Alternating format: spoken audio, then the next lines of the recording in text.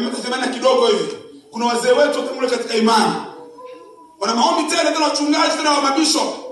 Na wengine wa mitume wanasema kama mitume. Anakwenda mtumishi. Tulikuwa mlimani, tumeomba. Na Mungu amenituma nenda kwenye injili. Nipe mke wako nini naye. Nipe mwana nini naye. Huyo ana wivu huyo. Atake injili yenu. Bwana aturumie sana. Ni Mungu gani huyo? Akwambie mimi mume watu mnabaki mimi mwanaume. Huko mwanaume mzima kabisa wewe. Na bwana anachukua naenda nao. Ndio kirudi huko na mtu sasa Mungu amesema. Mungu unajua ile soa hapa. Majibu kule mama mimi ni dati.